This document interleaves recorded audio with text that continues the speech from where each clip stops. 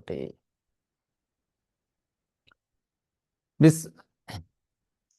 বিসমিল্লাহির রহমানির রহিম। প্রিয় শিক্ষার্থীরা, আমরা এখন আলোচনা করব অষ্টম শ্রেণীর বিজ্ঞান বই অধ্যায় নাম্বার 1 পাঠ নাম্বার 1 প্রাণী জগতের শ্রেণীবিন্যাস, ক্লাসিফিকেশন অফ অ্যানিম্যাল কিংডম।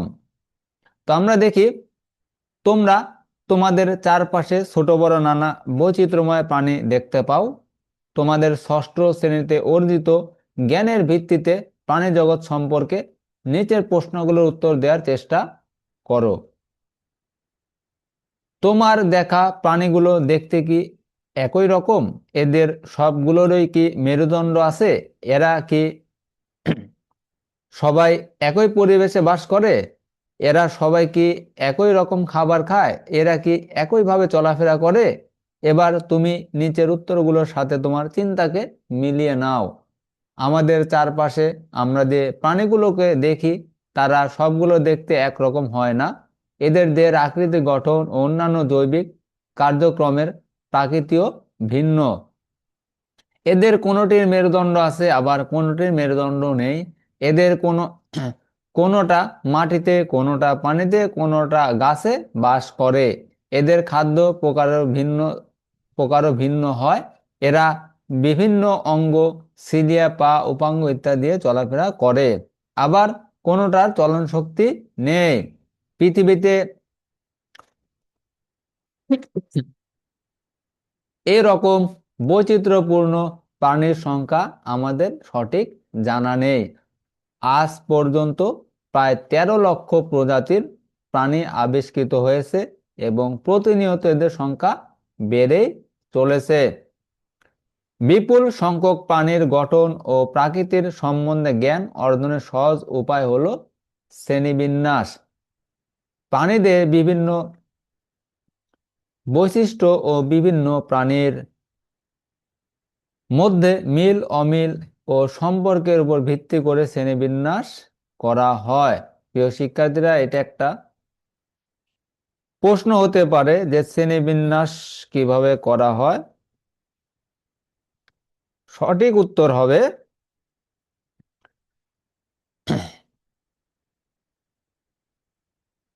প্রাণী দেহে বিভিন্ন বৈশিষ্ট্য ও বিভিন্ন প্রাণীর মধ্যে মিল অমিল ও সম্পর্কের উপর ভিত্তি করে শ্রেণীবিন্যাস করা হয়। এদের বৈশিষ্ট্য অনুযায়ী বিভিন্ন স্তর বা ধাপে সাজানো হয়। জীব জগৎকে ধাপে ধাপে বিন্যস্ত করার এ পদ্ধতিকে শ্রেণীবিন্যাস বলে। প্রয়োজনের তাগিদে বর্তমানে জীববিজ্ঞানের একটি স্বতন্ত্র শাখা গড়ে উঠেছে, এর নাম শ্রেণীবিন্যাস বিদ্যা। প্রজাতি হলো শ্রেণীবিন্যাসের সবচেয়ে নিচের ধাপ বা একক। যেমন মানুষ, কোনো ব্যাঙ, কবুতর ইত্যাদি এক একটি প্রজাতি। কোনো প্রাণী শ্রেণীবিন্যাস করতে হলে সেই প্রাণীকে বৈশিষ্ট্য অনুযায়ী ধাপে ধাপে সাজাতে হয়। এই সকল ধাপের প্রত্যেকটিকে যথাযথভাবে বিন্যস্ত করতে হয়। শ্রেণীবিন্যাসের ইতিহাসে অ্যারিস্টটল, জন রে ও ক্যারোলাস লিনিয়াসের নাম উল্লেখযোগ্য। প্রাকৃতিবিজ্ঞানী ক্যারোলাস লিনিয়াসকে শ্রেণীবিন্যাসের জনক বলা হয়। তো প্রিয় শিক্ষার্থীরা, এটা কিন্তু একটা প্রশ্ন হতে পারে যে শ্রেণীবিন্যাসের জনকের নাম কি, অথবা শ্রেণীবিন্যাসের জনক কাকে বলা হয়। সঠিক উত্তর হবে ক্যারোলাস লিনিয়াসকে শ্রেণীবিন্যাসের জনক বলা হয়। তিনি সর্বপ্রথম প্রজাতির বৈশিষ্ট্য চিহ্নিত করেন এবং দ্বিপদ বা দুই অংশ বিশিষ্ট নামকরণ প্রথা প্রবর্তন করেন। একটি জীবের বৈজ্ঞানিক নাম দুই অংশ বা দুই পদ বিশিষ্ট হয়। প্রথম অংশটি গণের নাম এবং দ্বিতীয় অংশটি প্রজাতির নাম। এই নামকরণকে দ্বিপদ নামকরণ বা বৈজ্ঞানিক নামকরণ বলে। যেমন মানুষের বৈজ্ঞানিক নাম হোমো স্যাপায়েন্স।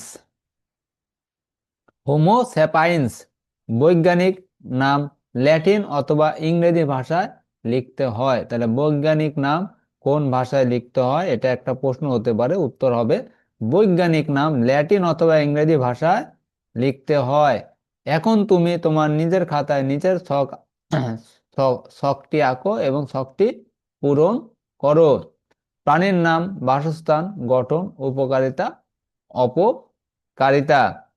বানর, কেঁচো, ঝিনুক, পাখি এবং মাছ এগুলো কোথায় বাস করে? যেমন বানর বাসস্থান জঙ্গল, গঠন মেরুদণ্ডী প্রাণী। এরা সমাজের কি উপকারিতা করে না অপকারিতা করে, এমন ভাবে আমরা এই ছকটি আসলে লিখব। যেমন কেঁচো, কেঁচোর বাসস্থান কোথায়? মাটির নিচে। গঠন কি? অমেরুদণ্ডী প্রাণী।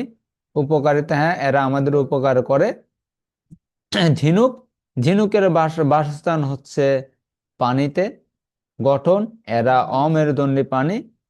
উপকারিতা, ঝিনুক হচ্ছে ঝিনুকের মাধ্যমে আসলে আমরা মুক্তা পাই। পাখি বাসস্থান গাছ। গঠন মেরুদণ্ডী প্রাণী।